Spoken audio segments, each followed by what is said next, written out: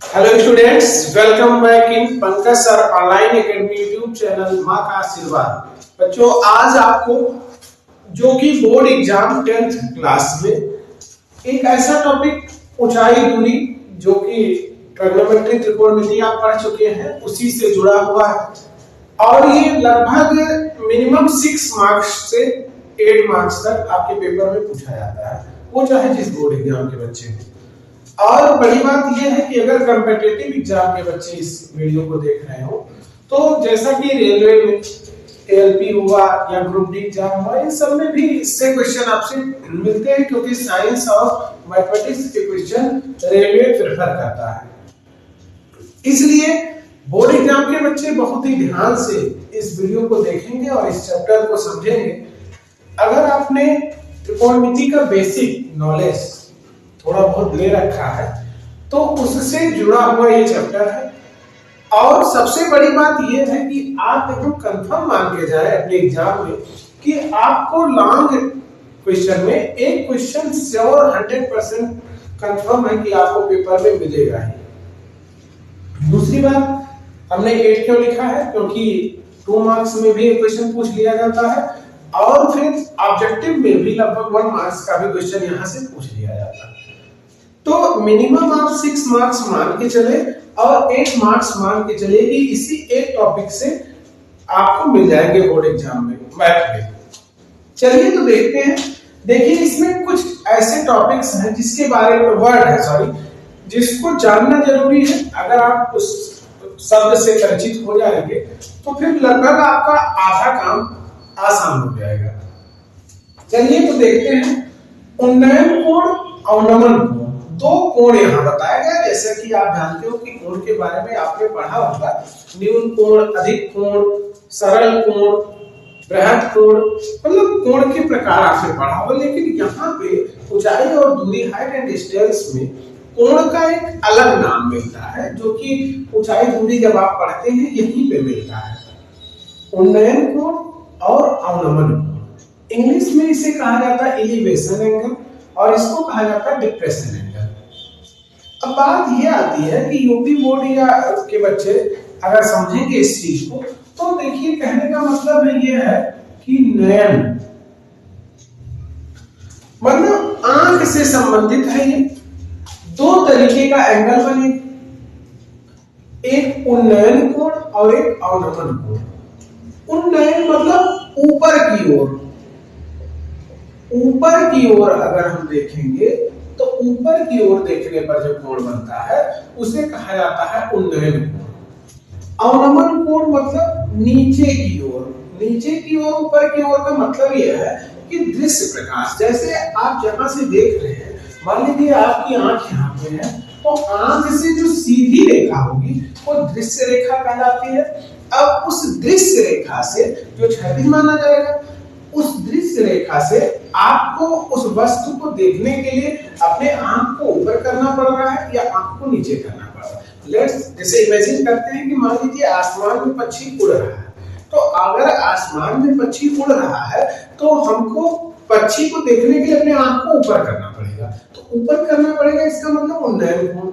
या मान लीजिए कि आप छत पर खड़े हैं अपने और नीचे बच्चे गली में खेल रहे हैं और बच्चों को देखने के लिए आपको अपने आंख को नीचे करने का मतलब यह है कि आपका जो दृश्य प्रकाश की रेखा होती है उससे आप नीचे देख रहे हो।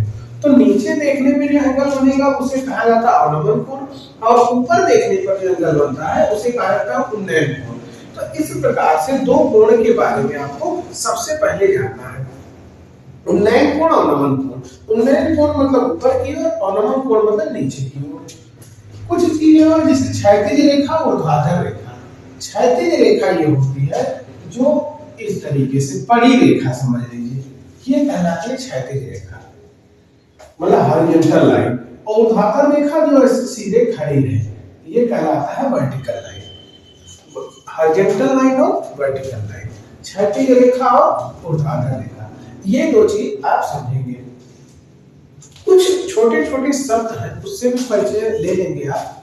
मीनार, तो जाहिर सी बात है मीनार, आप मान लो ऐसे कोई मीनार बना हुआ है इस तरीके से, कोई भी मीनार है, ऐसे मान लो ये मीनार होगा। मकान, अब यहाँ पे आपको इस तरीके से कोई मकान नहीं बनाना होगा या मीनार नहीं बनाना होगा, पहाड़ ऐसे पहाड़ नहीं बनाना होगा, चोटी पहाड़ की चोटी नहीं बनानी होगी, पाद बिंदु और शिखर। इसका मतलब यह है, अब थोड़ा सा अब आप इमेजिन करके ये चलेंगे कि अगर कहीं पे ये चीजें बनेंगी तो ऊर्ध्वाधर रेखा एक रेखा के द्वारा इसको प्रोजेक्ट किया जाएगा। मीनार कहीं रहेगा तो मीनार ऊंचा रहेगा, मकान उससे छोटा रहेगा, पहाड़ की चोटी और ऊंचाई तक होगा, ऐसी बात है।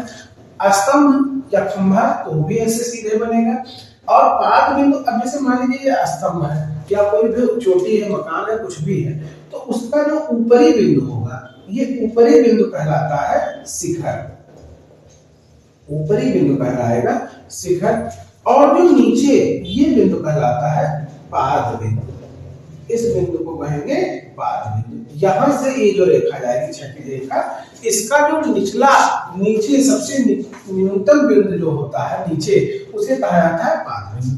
फिर शिखर आपने जान ही लिया। त्रिकोणमिति की कुछ ऐसे अनुपात जो सबसे ज्यादा यहाँ पे यूज होंगे, टैन की बात करें और कभी कभी साइन की बात करें। आप टैन को मान के चले लगभग 90% और 10% कभी कभी साइन भी मिल जाता है। अब टैन थीटा की वैल्यू क्या होती है, मतलब त्रिकोणमितीय अनुपात में आपने देखा होगा प्रीवियस वीडियो में, आपको त्रिकोणमिति के बारे में बताया गया है। और टैन थीटा जो होता है, टैन थीटा का मान क्या है या टैन साइन क्या है, तो टैन हो गया, साइन हो गया, ये है त्रिकोणमितीय अनुपात। क्या कहा जाता है इसको, त्रिकोणमितीय अनुपात, ट्राइगोनोमेट्रिक रेशियो है ये कहां से आए हैं, समकोण त्रिभुज की भुजाओं का अनुपात, जो आपका राइट एंगल ट्रायंगल है उसके जो साइड्स हैं उनका जब हम रेशियो लेते हैं, उनका जो अनुपात होता है वो कहा जाता है त्रिकोणमितीय अनुपात। अब उसी में tan थीटा का जो मान है वो होता है लंब बटे आधार, और जो sin थीटा का मान है वो होता है लंब बटे कर्ण। तो ये आपको ध्यान में रखना है।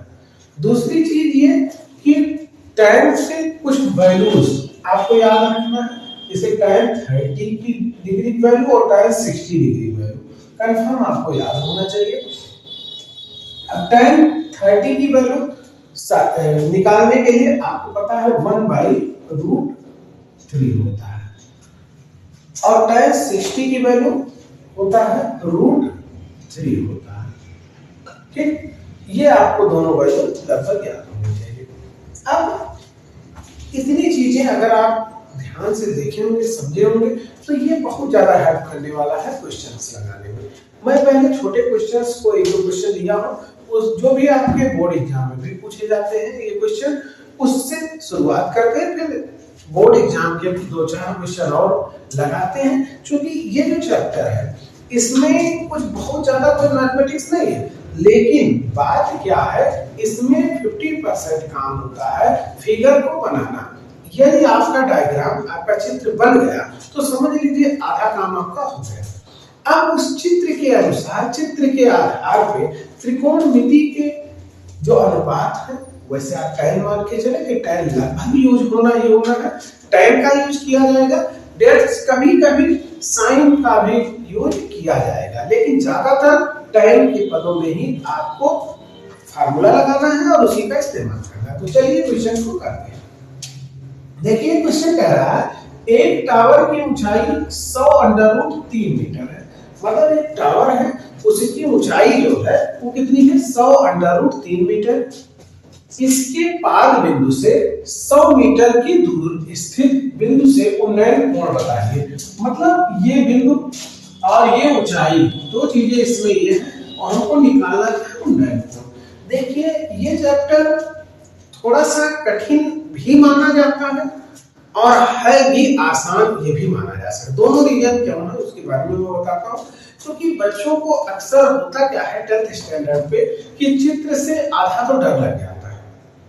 डर लगने का रीजन ये है क्योंकि ये अभी भाई, क्योंकि ऊंचाई दूरी का एक अलग चैप्टर है, इससे पहले चैप्टर से कोई परिचय नहीं रहता है तो थोड़ा सा भय रहता है और बड़े बड़े थोड़े से डायग्राम बन जाते हैं तो बच्चों को थोड़ा बहुत डर आ जाता है। लेकिन मैं आपको बता दूं, इसमें ना तो कोई बहुत ज्यादा फार्मूला याद करना होता है, ना तो कोई बहुत ज्यादा आपको कि कई फार्मूले हैं, बस केवल त्रिकोणमिति के थोड़े से बेसिक नॉलेज और फिर चित्र आप बना ले जाए, थोड़ी सी समझ। अगर आपकी समझ विकसित है, और समझ विकसित कब होगी जब आप कई क्वेश्चंस को लगाएंगे। क्यों? क्योंकि अगर आप क्वेश्चंस लगाते हैं, खुद से क्वेश्चंस लगाते हैं, तब आपका जो कॉन्सेप्ट है वो क्लियर होता है। क्यों? क्योंकि जब बहुत ज्यादा फार्मूले नहीं है, बहुत ज्यादा रूल्स नहीं है, अगर वो हमने आपको बता दिया और वो सीखने के बाद फिर आप क्वेश्चंस लगाएंगे और क्वेश्चन खुद से लगाइए, खुद से कई क्वेश्चंस आप लगाएंगे, छोटे क्वेश्चंस लगाइए, बोर्ड एग्जाम के क्वेश्चंस लगाइए, कुछ ना समझ में आए तब उसमें थोड़ी सी थिंकिंग करिए, किसी अपनों से जो टीचर्स जिससे आप पढ़े हो उनसे भी कंसल्ट कर सकते हैं, या कुछ और भी चीजें हैं तो कमेंट के माध्यम से अपनी बात भी रख सकते हैं। देखिए मैं कर रहा एक टावर की ऊंचाई, तो अभी हमने बताया कि टावर हुआ, पेड़ हुआ, स्तंभ हुआ, इन सबको वैसे ऊर्ध्वाधर बनाया जाएगा। तो पहला काम हमने जैसे जैसे क्वेश्चन हम पढ़ते जाएंगे और क्वेश्चन में जो हमको समझ में आएगा वो हम करते पहले चले जाएंगे। सबसे पहले दिया था कि एक टावर की ऊंचाई 100√3 मीटर है, तो हमने एक टावर बना लिया और इस टावर की ऊंचाई हो गई कितनी? 100√3 मीटर। ठीक, अब कह रहा है इसके पाद बिंदु से, तो अब हमने दो बिंदु आपको बताया है कि नीचे होता है पाद बिंदु और ऊपर होता है शिखर, तो यहाँ पाद बिंदु हो गए ये। अब पाद बिंदु से 100 मीटर की दूरी पे, तो ये हो गया पाद बिंदु से, ये मान लीजिए कोई बिंदु है, ये कितनी दूरी पे है? 100 मीटर की दूरी पे है।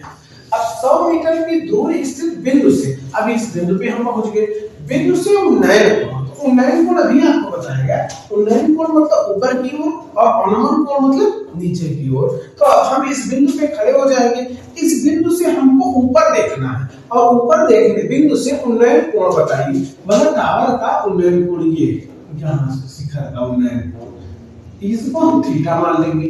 अब क्या करना है, यहाँ ए बी सी ऐसे कुछ लिख देंगे, ये 90 डिग्री होगा ही होगा, समकोण तो कुछ बनेगा।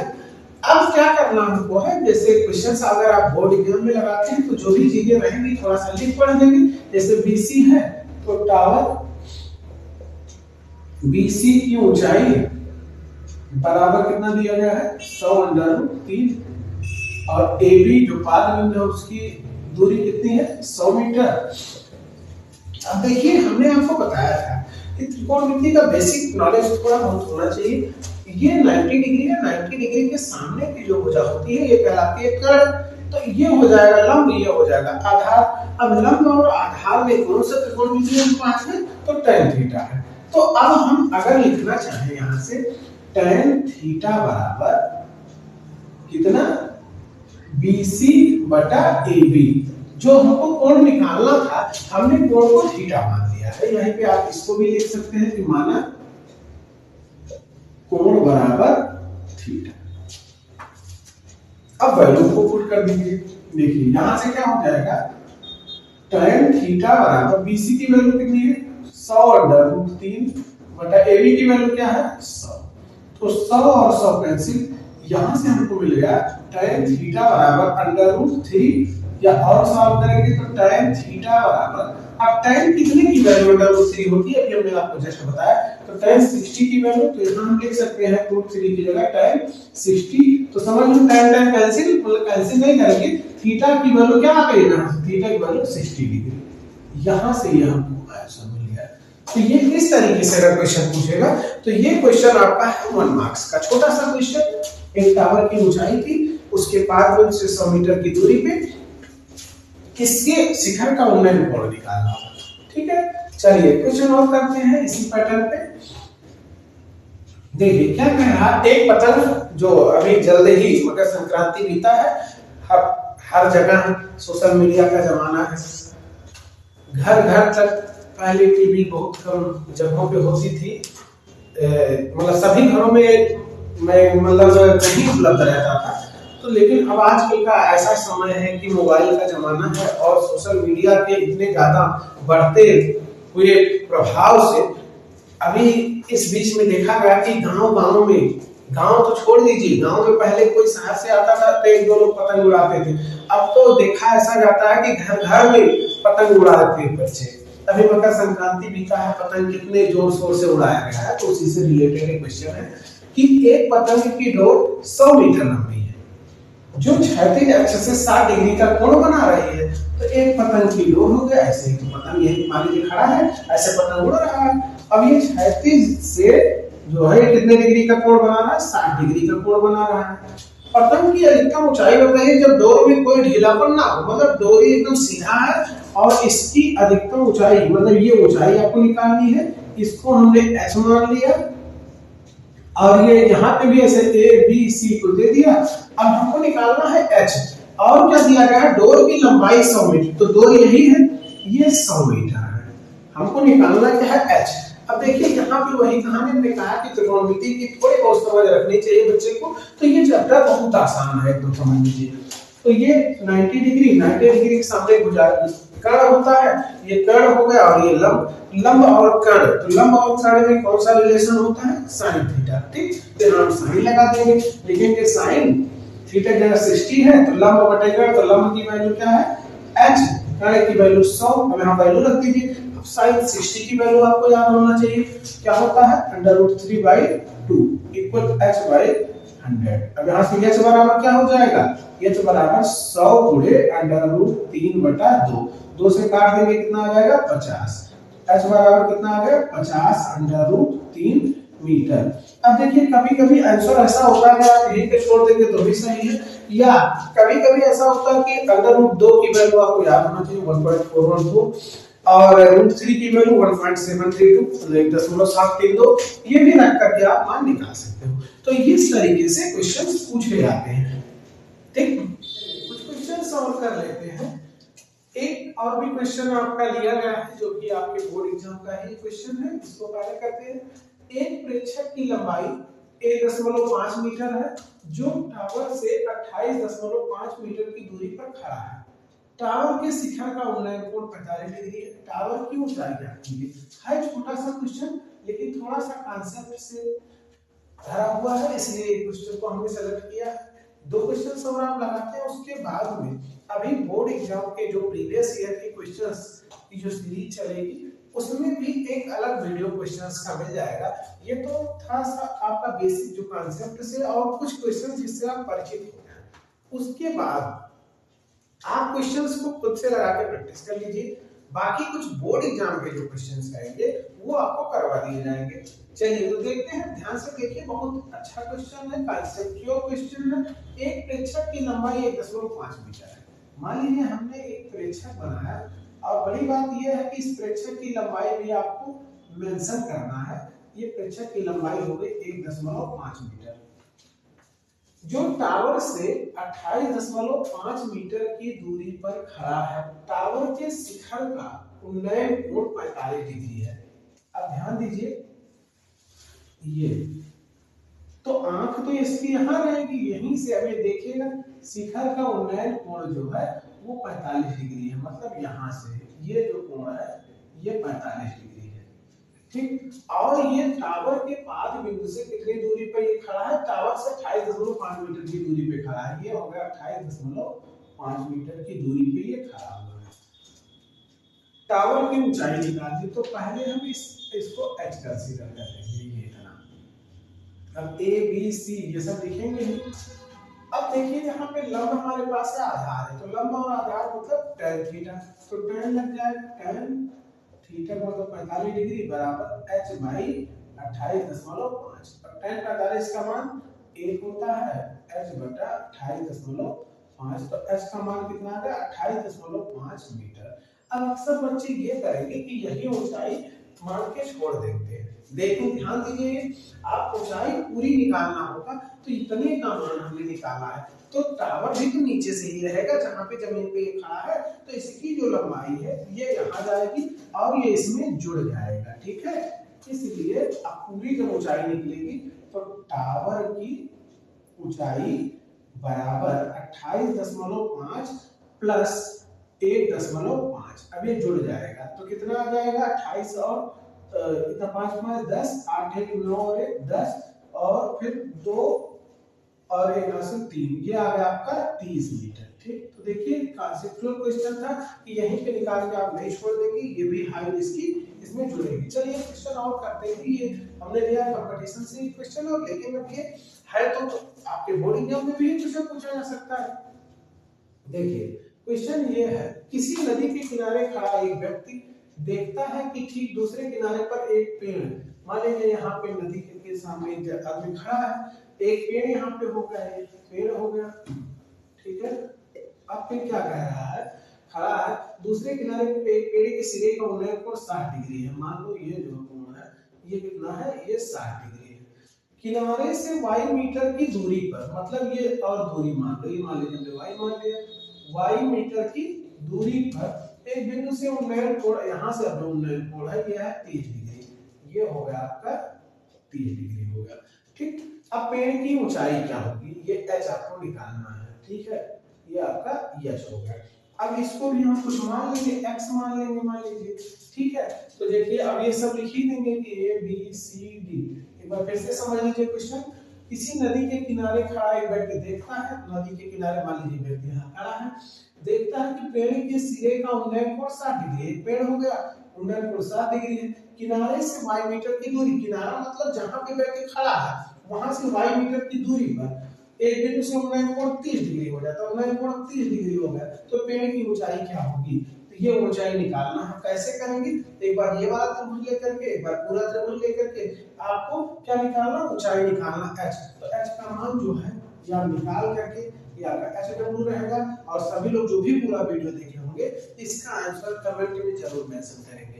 ऊंचाई दूरी इस तरीके से कॉन्सेप्ट की दृष्टि से कंप्लीट हुआ। प्रीवियस ईयर के एक सीरीज चलेगी, जैसा कि हमने आपको बताया है बोर्ड एग्जाम लगभग 8 से 10 सालों का जो क्वेश्चंस रहेंगे टॉपिक वाइज, उसके इंपॉर्टेंट क्वेश्चंस आपको करवा दिए जाएंगे, क्योंकि ये टॉपिक हमने देखा है छूटा था आपके मतलब कॉन्सेप्ट से, मतलब ये चैप्टर नहीं बताया गया था इसीलिए छोड़ा गया था। क्यों, क्योंकि अगर आप त्रिकोणमिति अच्छे से प्रैक्टिस कर लिए होंगे, और ऐसा नहीं कि आप अभी तक रुके ही होंगे, आपने पढ़ा ही नहीं होगा, आपने पढ़ा भी होगा, अच्छे से पढ़ा होगा, लेकिन प्रैक्टिस ज्यादातर करिए, क्योंकि ये प्रैक्टिस वाला चैप्टर है। ज्यादातर क्वेश्चंस लगाइए, कुछ विशेष अगर समस्या होगी तो उसके बारे में आपको प्रैक्टिस से ही समस्याएं दूर होती, जितने क्वेश्चंस लगाएंगे उतना आपका दिमाग साफ होता चला जाएगा। बहुत बहुत धन्यवाद।